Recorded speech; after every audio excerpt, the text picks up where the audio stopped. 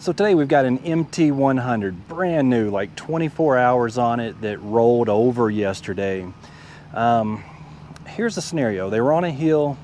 It slid sideways down the hill because it was wet. They were watering the grass or something. It hit the bottom, rolled over on its side. They could not immediately get it picked up. He says that he did get the engine shut down, but it laid on its side for over an hour until they could get a machine back there to pick it up and get it out here to the street where you see it now. So what happens when one of these machines lays over on its side? It doesn't matter if it's this little MT100 with the Kubota 3-cylinder or one of the excavators or skid steers. I mean, I see rolled over machines quite often. What happens is when it lays over on its side that long, the engine oil finds its way to the top of the piston. And when engine oil gets on top of the piston, you've got a hydrolock situation.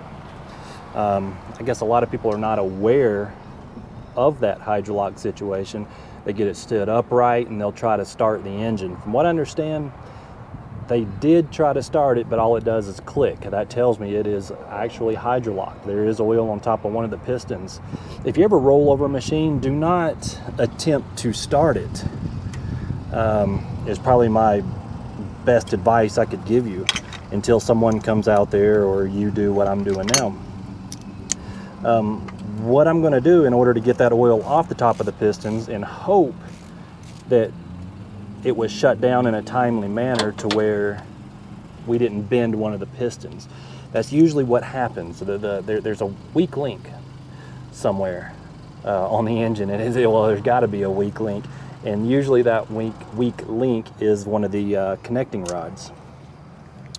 And when you bend a connecting rod ever so slightly, I'm talking, it's almost not noticeable until you put a dial indicator on the engine with the head off and see if the piston's coming all the way to top dead center. Just that tiny bend can cause a low compression situation. It could have broke rings, you know, it'll probably smoke, maybe not run good, and all we can do is hope that there's no damage done to this machine. I went ahead and just took the air box off because I need to get access to the glow plugs. That's what I'm doing down here on the engine now, is once I got the air box off, I got enough room to kind of get in here and get these glow plugs out. Right now I'm taking the glow plug rail off, and then I'll get the glow plugs out themselves individually. So as I'm taking the glow plugs out, I just got number 2 out right now. Number 1 looked dry, but let's look at number 2 here. See, this glow plug is covered in oil. And that tells me that number 2 at least has a bunch of oil on top of the piston. So now I got to get in there, and number 3 is going to be a little difficult to kind of get that one out, but I'm going to go ahead and pull that one out before we try to turn the engine over. So I just got the number 3 glow plug out, and it too is just covered in oil, which tells me number 2 cylinder and number 3 are full of oil. So what I'm going to do is I'm going to take some oil absorbent pads, and I'm going to tuck them all around the top of this engine, and I'm going to turn this engine over with the starter. I'm going to use the key to turn the engine over.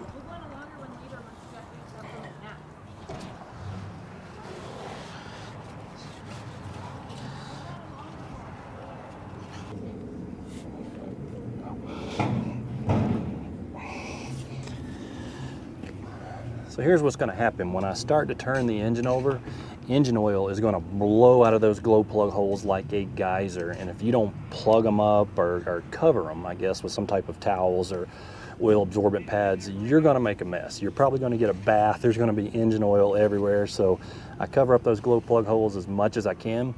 And then we're just going to constantly turn the engine over for a little while. And we're just going to pump out as much of that oil as we possibly can, just blowing it out the glow plug holes. So let's go ahead and get the engine turned over.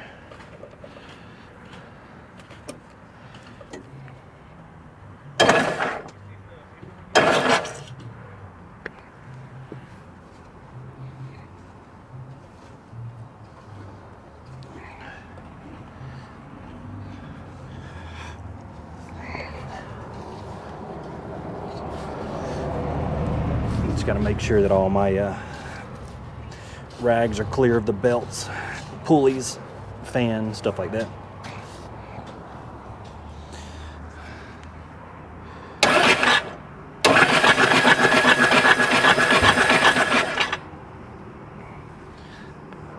literally covering the inside of this machine with engine oil. It's just blowing everywhere, even with my rags on top of it.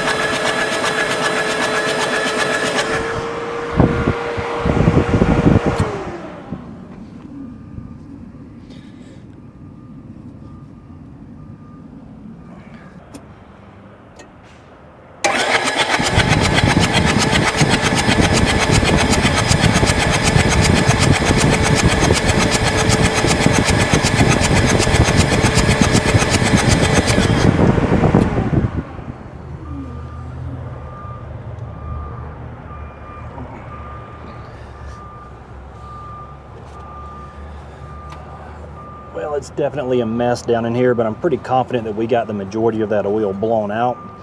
So now what we're going to do is put our glow plugs back in, and I'm not going to screw them all the way down. I'm just going to screw them down just barely finger tight, and then back them off just a little bit, and just slowly bump the engine over and make sure that we still that the engine will still turn over, that we're not still hydrolocked.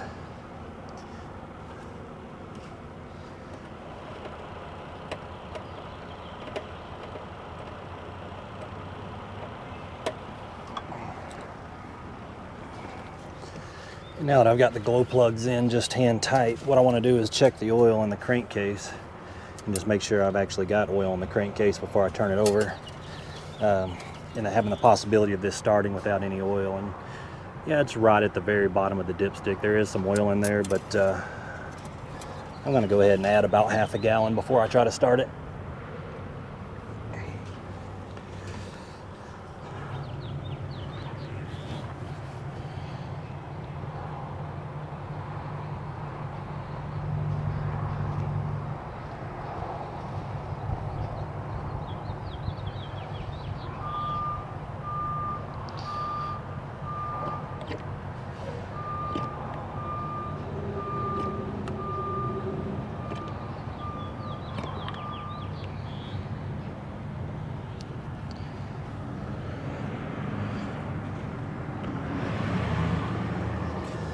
Now the oil level looks good. I'm going to turn the engine over. Again, I don't want it to start, but there is a possibility it could start because we do have the glow plugs in there.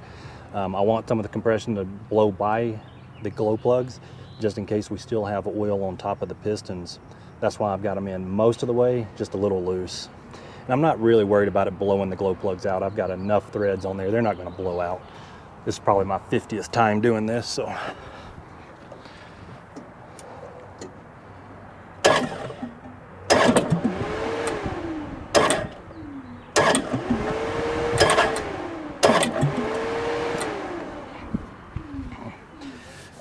Okay, so it did turn over normal.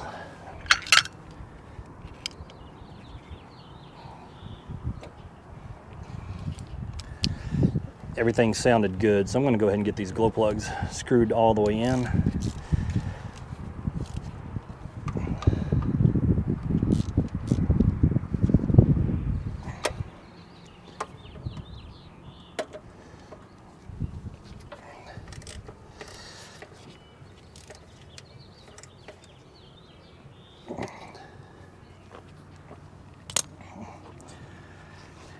And I'm just going to start up and let it run for just a second before I start putting everything back together.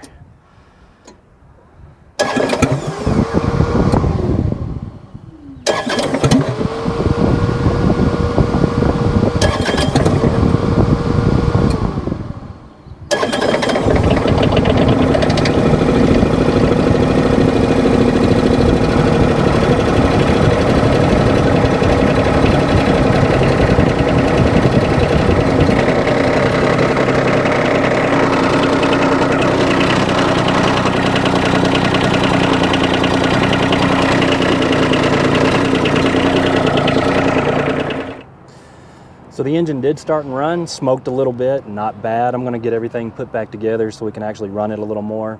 And we're gonna get this back to the shop so we can go through it, service it, and get everything cleaned up and check a couple things. There's some oil kind of around the injectors rings. and it looks like a little compression might be coming out past the injectors, like maybe some damage has already been done. Maybe we just need to readjust the injectors, new seals or something. But the biggest thing is getting it running, getting it cleaned up so we can further troubleshoot it.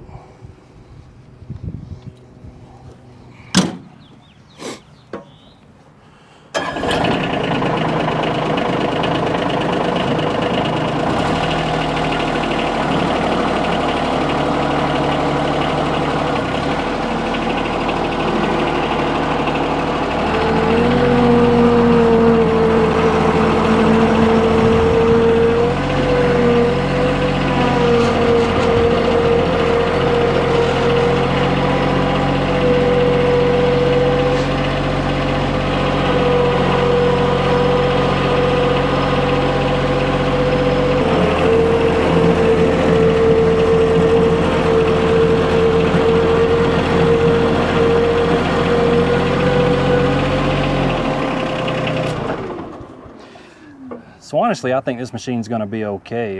There's really no smoke. The engine runs really smooth. So, you know, if you're not confident in doing this yourself, machines roll over. It happens, you know. You got to get the job done. These are such good machines that get into places where nothing else can. But if you do have a rollover, and you know, best thing to do is shut it off. Don't try to start it.